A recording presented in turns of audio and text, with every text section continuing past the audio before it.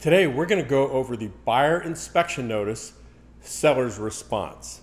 This document is also known as the BINSR among the real estate community.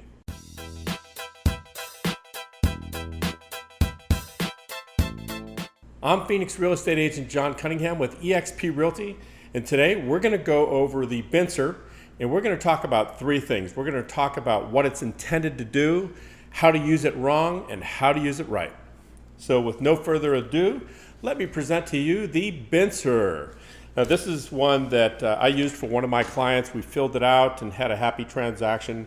But here's how it usually goes. It's something like this. So you've got four happy parties. Usually you've got a happy buyer who finally found their house, a happy seller who finally found the person to buy their house. You've got a happy listing agent who finally has the house under contract, and a happy buyer's agent who has found their buyer home. Everybody's happy, one big, warm, buzzy, happy family, until this thing comes along, in some cases. So this document is more responsible for the attrition rate in the real estate industry than anything else I know. It's more responsible for buyers and sellers temporarily losing their mind than anything else I know. But if it's used right, it's a powerful tool, and I'm going to show you how it's to be used and the best way to use it and some common mistakes. So number one, pop my glasses on here. Number one, this document is where the buyer conveys to the seller. That's the first step. The buyer's inspection process begins right after the contract is signed and agreed to by the buyer and seller. The clock starts ticking. Typically 10 days unless the buyer and seller agree to an abbreviated or an extended period of time. So 10 days, you get to inspect the house every which way you want, physically, emotionally, mentally, everything that could impact your buying decision, including a physical home inspection from a certified home inspector, where a big report is generated. You can also do research regarding crime and neighborhood issues, schools, airports, freeways, anything that would impact your buying decision. And then if you don't like what you find as the buyer, you just can write that down here and saying, because of my findings, I've decided to cancel. So that can happen. Another thing that can happen is the buyer can write down the things that they would like the seller to repair. Now, if they're coached right by the real estate agent, then they're only going to write down the big things. Electrical issues, if you've got a plumbing leak, a problem with the roof, the air conditioning or the heating system, the hot water heater, things like that are usually big ticket items, and they're things that are usually a concern for a buyer. If a buyer writes down little things like the latch doesn't work perfectly, or I don't like the way the closet door closes, or they don't like the color of the paint, or weird things like that, and you put that on here, yeah, that's one way to really piss off the people on the other side and make them not want to give any concern to the larger items that really matter.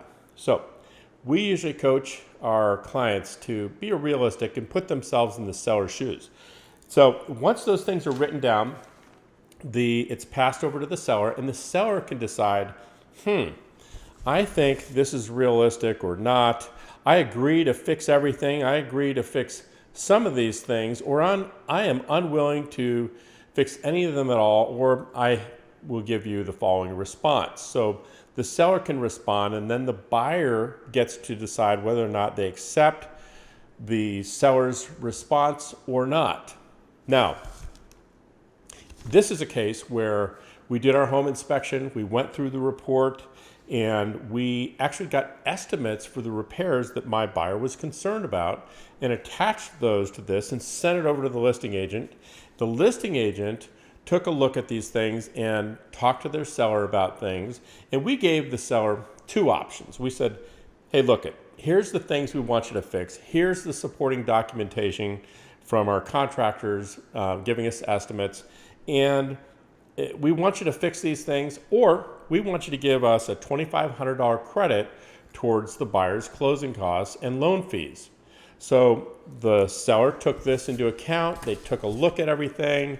They got some of their own estimates from contractors they knew and trusted, and they ended up thinking, you know what, this is a pretty fair way to handle this. We'll take this. We'll go ahead and accept your request for the $2,500 instead of doing the repairs. Now, what's great about this is the buyer can hire who they want to make the repairs after they close, and the seller doesn't have to worry about the buyer coming back to their contractors saying, we don't like the way you did this, or we don't like the way you did that. Just gave them a little bit of money, and all the problems went away.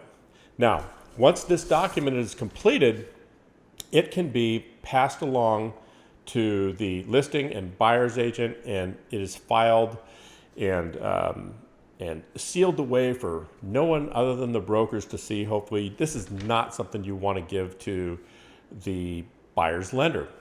Lenders don't want to hear about things that were wrong with houses.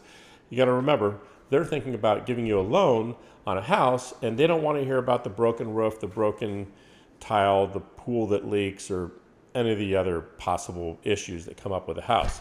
So what is done after we've agreed to something on the buyer's inspection notice, such as a contribution towards buyer closing costs, is we create a separate addendum saying the seller's agreed to give the buyer $2,500 towards closing costs, and this, ladies and gentlemen, goes over to the buyer's lender. So that's how the BINSR works in short. If you'd like more detail on that, I can go over that in great detail for you. If you have any other questions about other real estate related topics, other forms used to make our contracts work, please reach out to me. I'll be happy to make a video about that for you. Thanks again for watching. I'm John Cunningham with eXp Realty. See ya.